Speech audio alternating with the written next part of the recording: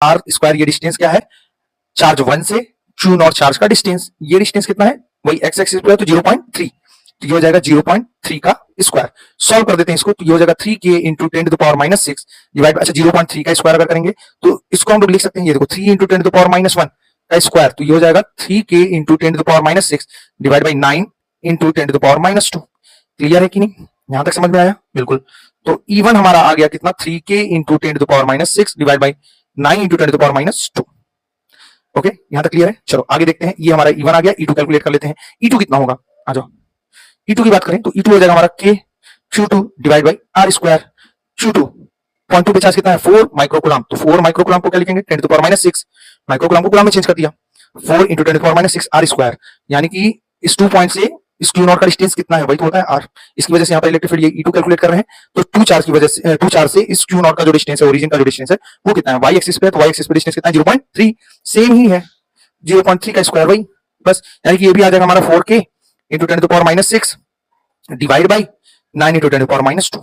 Clear है क्या, यहां तक समझ में आ रहा है, बिल्कुल। ये हमारा E2 कैलकुलेट हो गया, E2 आ गया 4k into 10 to the power minus 6, 4k into 10 to the power minus 6 divide by 9 into 10 to the power minus 2। Clear है। अच्छा अभी एक चीज देखो, इन दोनों में E1 E2 में क्या कॉमन है, जो कॉमन है उसको E ले लो, तो वो कॉमन है k into 10 to the power minus 6 divide by 9 into 10 to the power minus 2, यानी k into 10 to the power minus 6 divide by 9 into 10 to the power minus 2, तो इसको E ले लो। अगर इसको E ले लेंगे तो ये 3e के बराबर हो जाएगा और ये हो जाएगा हमारा 4e। क्लियर है कि नहीं, E1 E2 कैलकुलेशन इजी करने के लिए ये किया जा रहा है, ठीक है। चलो तो E1 E2 हमें मिल गया, E1 मिल गया हमें 3e के बराबर, E2 मिल गया हमें 4e के बराबर, ठीक है। ये 3e और ये 4e, चलो ये 3e मिल गया, ये 4e मिल गया। रिजल्टेंट हम लोग कैलकुलेट करेंगे, रिजल्टेंट का फॉर्मूला होता है under root a square plus b square plus 2ab cos theta, theta यहां पर कितना है, दोनों वेक्टर के बीच का एंगल 90 डिग्री, कॉस 90 की वैल्यू 0, कॉस 90 की वैल्यू होती है 0, तो ये वाला कम 0 हो गया, तो आ गया under root a square plus b square, ठीक है। तो इसको सॉल्व करते हैं, आ जाओ। a क्या है, E1 को मान लिया a, E2 को मान लिया b, E1 को a, E2 को b, तो ये हो गया हमारा 3e का स्क्वायर प्लस 4e का स्क्वायर।